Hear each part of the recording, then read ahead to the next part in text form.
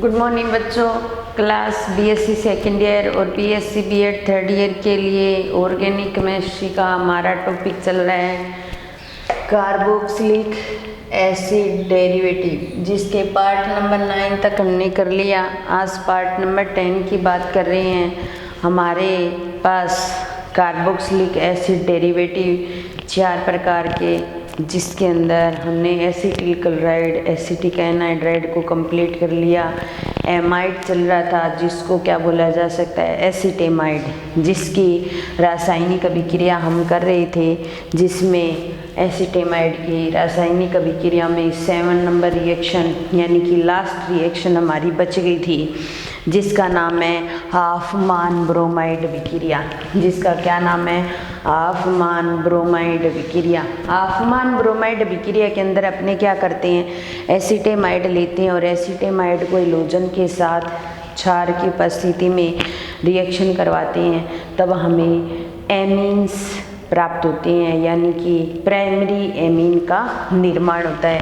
तो देखिए CH3 और C++O और NH2, ये हमारे पास क्या है, एमाइड या एसिटेमाइड बोल सकते हैं। ठीक है, ये Br2 और KOH के साथ रिएक्शन करता है और रिएक्शन करने के पश्चात ये CH3NH2 में परिवर्तित हो जाता है, यानी कि 1 डिग्री एमीन हमें प्राप्त होता है। 1 डिग्री एमीन हमें प्राप्त होता है। ये एक प्रकार की नेम रिएक्शन है और जिसके अंदर HBr बाहर निकल जाता है और K2CO3 भी, जो कार्बन डाइऑक्साइड होती है, वो K2CO3 के रूप में बाहर निकलती है।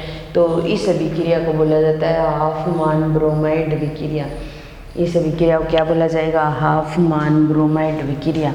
और साथ में एक वाटर का मॉलिक्यूल भी बाहर निकलता है। देखिए इसके मैकेनिज्म की हम बात करें तो इसका मैकेनिज्म इस तरीके से करते हैं। हमारे पास सबसे पहले CH3 C++O और N और H और ये H और इसकी Br और Br के साथ विक्रिया करवाते हैं। ठीक है, इसके साथ विक्रिया कराने पर ये HBr बाहर निकल जाता है HBr के रूप में। ये रिएक्शन मैंने पिछले साल भी आपको करवाई थी।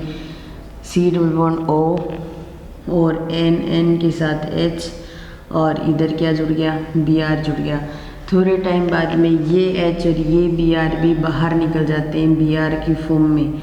ठीक है, तो यहाँ बच जाएगा CH3 C++O और N। ये कंडीशन आ जाएगी। इसको बोला जाएगा नाइट्रीन। क्या बोला जाएगा, नाइट्रीन। तो नाइट्रीन भी मैंने आपको पढ़ाया था, जो एक ही बॉन्ड बना सकता है और उसके पास 4 इलेक्ट्रॉन प्रेजेंट होते हैं या 2 इलेक्ट्रॉन पेयर प्रेजेंट होते हैं। और CH3CO को बोला जाता है एसिल। तो क्या प्राप्त हो जाएगा, एसिल नाइट्रीन प्राप्त हो जाएगा।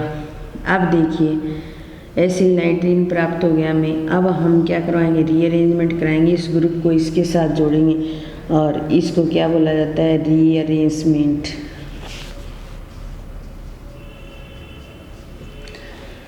रीअरेंजमेंट करवा रहे हैं तो इसका मतलब CH3 N के साथ जुड़ जाएगा, N के साथ जुड़ दिया। N किसके साथ जुड़ा है, C के साथ जुड़ा है। C किसके साथ जुड़ा है, O के साथ। तो ये बन जाएगा और इसको बोलेंगे एल्किल आइसोसाइनेट।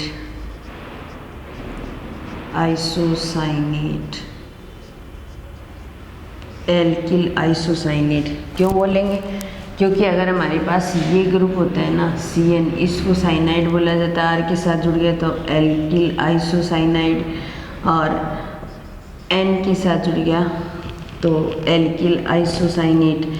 तो RCN एल्किल साइनाइड और RNCO एल्किल आइसोसाइनाइड।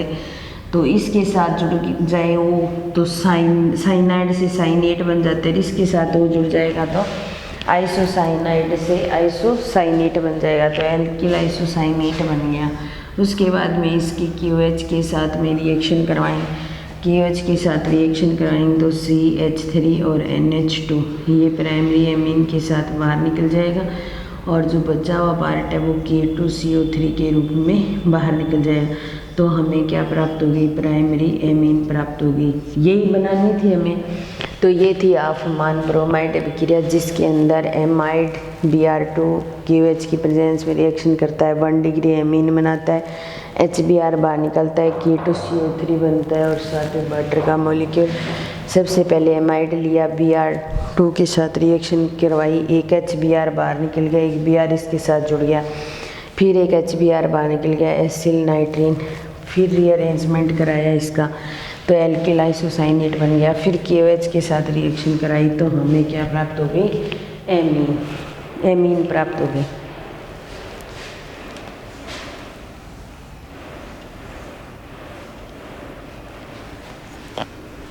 इसके साथ ही एमाइड की रासायनिक अभिक्रियाएं कंप्लीट हो जाती हैं हमारी और रासायनिक अभिक्रियाएं कंप्लीट हो गई। उसके अलावा इसके उपयोग एसिटेमाइड के उपयोग, पहला उपयोग मेथिल एमीन बनाने में, अभी बनाया था हमने मेथिल एमीन जिसको प्राइमरी एमीन नाम दिया था।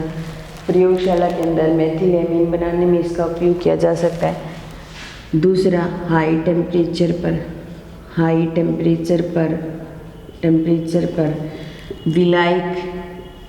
विलायक के रूप में उपयोग करता है। हाई टेम्परेचर पर विलायक के रूप में, विलायक को बोला जाता है सोलवेंट, तो हाई टेम्परेचर पर सोलवेंट के रूप में इसका उपयोग ले सकते हैं हम। और तीसरी बात यह है कि आर्द्रता ग्राही होता है, आर्द्रता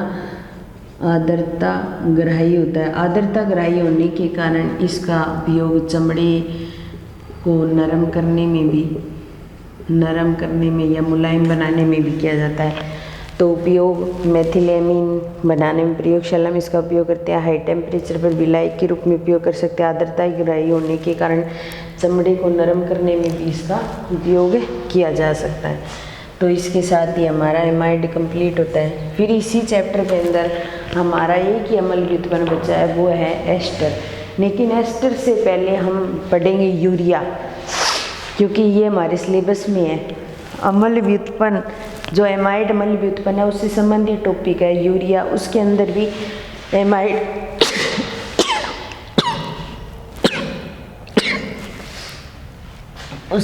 एमाइड समूह पाया जाता है। तो 4 नंबर अम्ल व्युत्पन्न एस्टर की जगह पहले यूरिया पढ़ेंगे, एस्टर को 5 नंबर पर लेंगे। तो 3 टॉपिक कंप्लीट हो गए यूरिया, और यूरिया को H2N C+O और NH2 से शो किया जाता है। इसको पढ़ेंगे। इसको पढ़ने से पहले थोड़ी सी नॉर्मली हम चर्चा करते हैं। अगर हमारे पास यहाँ कार्बन कार्बन डबल बॉन्ड और यहाँ OH जुड़ा हो और यहाँ OH जुड़ा हो तो ये किसको शो करेगा? अम्ल को शो करेगा, और इस अम्ल का नाम हो जाएगा कार्बोनिक अम्ल। क्या हो जाएगा? कार्बोनिक अम्ल। और ये क्या होता है? अस्थायी होता है। ये अस्थायी होता है, ठीक है। अब देखो, एक NH2 जोड़ दूँ मैं इसके साथ और एक OH जोड़ दूँ, ठीक है, तो ये बन जाएगा कार्बोमिक अम्ल। नी की जगह मिक आ जाएगा, कार्बोमिक अम्ल। ये भी क्या होता है? अस्थायी होता है, ठीक है, अस्थायी होता है। लेकिन अगर मैं कार्बन कार्बन डबल बॉन्ड और इसके साथ NH2 जोड़ दूँ और ये NH2 जोड़ दूँ तो ये क्या बन जाएगी? यूरिया बन जाएगी, या फिर इसको डाई एमाइड बोला जा सकता है, ठीक है। ये क्या होता है? स्थायी होता है, इसलिए हम इसको पढ़ने जा रहे हैं, ठीक है। तो अगर C+O के साथ में OH2 जुड़े हैं तो इसको कार्बोनिक अम्ल बोलेंगे, अस्थायी होगा। ये कार्बोमिक अम्ल, कार्बन के साथ एक NH2 एक OH समूह कार्बन या मोनोएमाइड बोल सकते हैं, ये भी अस्थायी होता है। और ये ऑर्गेनिक कंपाउंड एक जो क्या होता है? स्थायी होता है।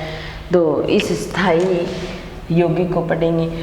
तो यूरिया है हमारे पास। सबसे पहले यूरिया को पृथक किसने किया था? रूले नामक साइंटिस्ट थे, उन्होंने पृथक किया था। किससे पृथक किया था? मूत्र से। हम मनुष्य या मानव जाति या स्तनधारी जितने भी जीव होते हैं, ये क्या करते हैं? मूत्र का त्याग करते हैं। और मूत्र का त्याग करते हैं तो उस मूत्र के अंदर क्या होती है? मूत्र का त्याग किया जाता है और उस मूत्र के अंदर यूरिया होती है। आपने देखा होगा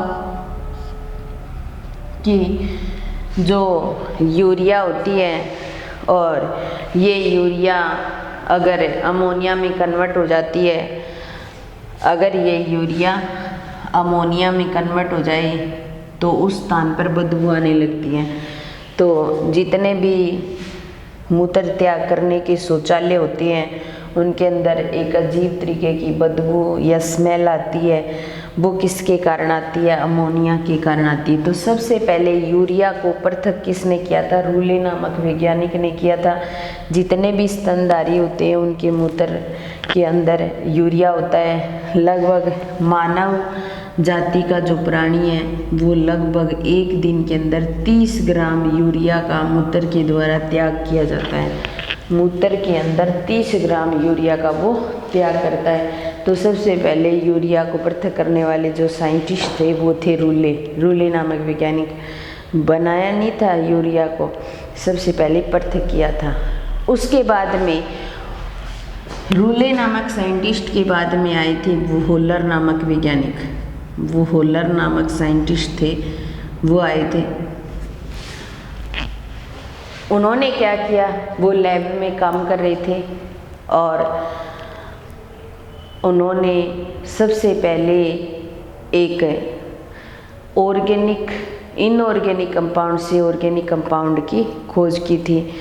तो पहले साइंटिस्ट, इन बोलर से पहले के जो साइंटिस्ट थे उन्होंने ये कहा था कि हम इनऑर्गेनिक कंपाउंड से ऑर्गेनिक कंपाउंड नहीं बना सकते, लेकिन जो बोलर नामक वैज्ञानिक थे उन्होंने इनऑर्गेनिक कंपाउंड से ऑर्गेनिक कंपाउंड का निर्माण किया और वो ऑर्गेनिक कंपाउंड था यूरिया।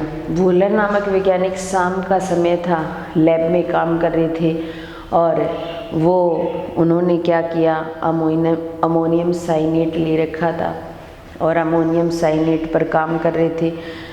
इतने में उन्हें घर से बुलावा आया और घर पर चले गए और वो लैब के अंदर ही अमोनियम साइनेट को बर्नर पर छोड़कर चले गए।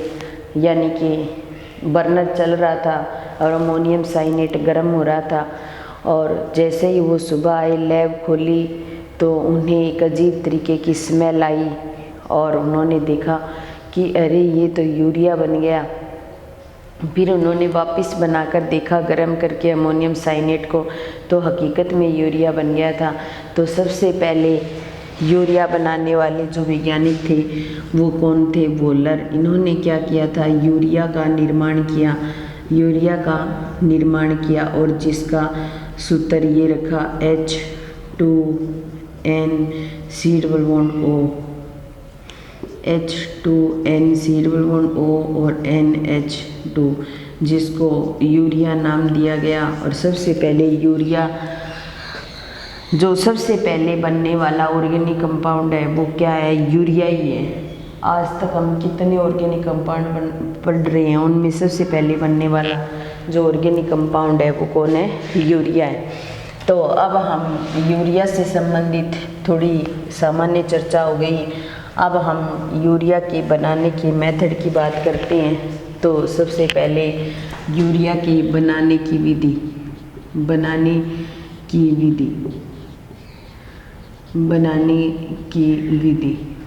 और सबसे पहली विधि है मूत्र से। क्योंकि हमने यूरिया को सबसे पहले कहाँ से पृथक किया है? मूत्र से किया है, तो मूत्र से ही हम यूरिया बनाएंगे। तो मूत्र से यूरिया बनाने के अंदर ये होता है कि सबसे पहले मूत्र को लिया जाता है और उसका सांद्रण किया जाता है। सांद्रण करके उस मूत्र के मूत्र को HNO3 के साथ रिएक्शन करवाई जाती है, जिससे वो यूरिया नाइट्रेट में परिवर्तित हो जाते हैं और फिर उसके बाद में यूरिया नाइट्रेट को विघटित करके हम यूरिया प्राप्त कर सकते हैं। तो सबसे पहले मूत्र को लिया और मूत्र का क्या किया, सांद्रण किया और सांद्रण करके और HNO3 के साथ रिएक्शन करवाई और HNO3 के साथ रिएक्शन कराई। तो रिएक्शन कराने पर हमें ये प्राप्त हुआ जिसका नाम है यूरिया नाइट्रेट, जिसका नाम क्या है, यूरिया नाइट्रेट। ठीक है, यूरिया नाइट्रेट हमें प्राप्त हुआ और इस यूरिया नाइट्रेट की को फिर बेरियम कार्बोनेट के साथ रिएक्शन करवाते हैं और बेरियम कार्बोनेट के साथ रिएक्शन करवाते हैं। तो रिएक्शन करवाने से हमें यहाँ पर एक शुद्ध अवस्था में एक ऑर्गेनिक कंपाउंड जिसका नाम है यूरिया ये प्राप्त होता है और बेरियम नाइट्रेट NO3 के रूप में बाहर निकल जाता है और कुछ H2O और कुछ CO2 भी बाहर निकलते हैं और हमें क्या प्राप्त होता है, यूरिया। तो इस तरीके से हम मूत्र के द्वारा यूरिया को बना सकते हैं। ये तो सामान्य विधि हो गई। फिर उसके बाद में 2 नंबर आती है प्रयोगशाला में उपयोग में ली जाने वाली विधियाँ।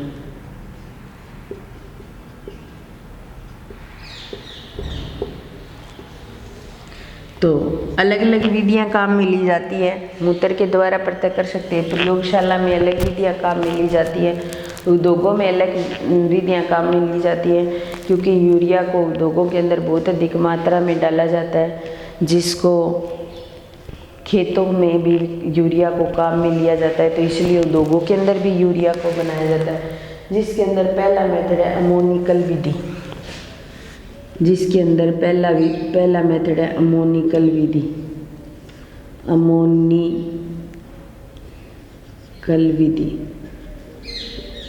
इस विधि के अंदर क्या करते हैं, अपने अलग अलग प्रकार के पदार्थ लेते हैं और अलग अलग प्रकार के पदार्थ लेकर के उनके अमोनिया के साथ रिएक्शन करवाते हैं। तो सबसे पहले हम C+O और Cl, ये क्या होती है, फास्जीन होती है।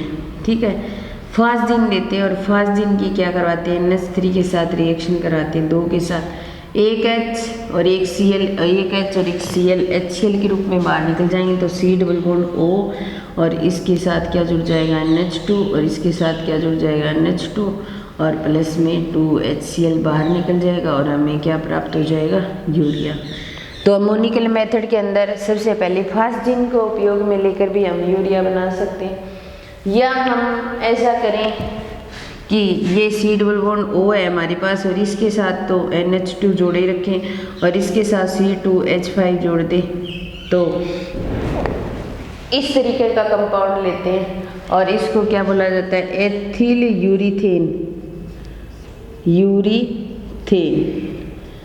तो ये एथिल ग्रुप जुड़ा, बाकी सारे को यूरीथेन बोलेंगे। एथिल यूरीथेन के साथ अगर NH3 की रिएक्शन करवाई जाए ना, तो देखो यहाँ पर जो C2H5OH है और यहाँ से एक H आएगा इसके साथ में और जुड़ जाएगा और C+O और यहाँ तो NH2 आई और नीचे और NH2 जुड़ जाएगा और C2H5OH बाहर निकल जाएगा और यहाँ पर हमें क्या प्राप्त हो जाएगी, यूरिया प्राप्त हो जाएगी।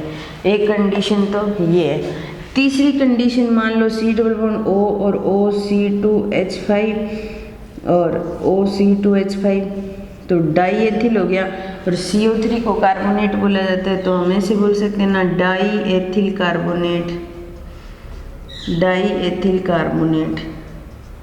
हम क्या करें, डाई एथिल कार्बोनेट ले लें और इसकी क्या करवाएं, अमोनिया के साथ रिएक्शन कराएं। 2NH3 लेना पड़ेगा, एक H इसके साथ जाएगा, एक H इसके साथ, ये दोनों बाहर निकल जाएंगे और इसके स्थान पर क्या जुड़ जाएगा, NH2 जुड़ जाएगा। यहाँ NH2 जोड़ दिया हमने, यहाँ भी NH2 जोड़ दिया और प्लस में 2C2H5OH बाहर निकल जाएगा और ये क्या प्राप्त हो गया, हमें यूरिया प्राप्त हो गया। तो इस तरीके से अमोनिकल यानी कि प्रयोगशाला में उपयोग में ली जाने वाली जो विधि है वो है अमोनिकल विधि, जिसके अंदर हम फास्टीन, एथिल यूरिथेन और डाई एथिल कार्बोनेट लेकर के हम यूरिया को बना सकते हैं। तो फास्टीन को लेकर के हमने अमोनिया के साथ रिएक्शन कराई तो HCl बाहर निकल गया और हमें यूरिया प्राप्त हो गया। एथिल यूरिथेन उपयोग में लेकर के भी C2H5OH को बाहर निकाल करके यूरिया बना सकते हैं। डाई एथिल कार्बोनेट को भी उपयोग करके हम यूरिया बना सकते हैं। तो प्रयोगशाला विधि जिसका नाम है अमोनिकल विधि, इसके बाद में हम बोलर नामक साइंटिस्ट ने सबसे पहले यूरिया को बनाया था और किस तरीके से बनाया था वो भी करेंगे। तो बोलर विधि भी है हमारे पास और इसके अलावा औद्योगिक महत्व की विधियाँ भी है वो भी करेंगे, पर बाकी नेक्स्ट क्लास में करेंगे। इस क्लास का यही समापन करते हैं। धन्यवाद।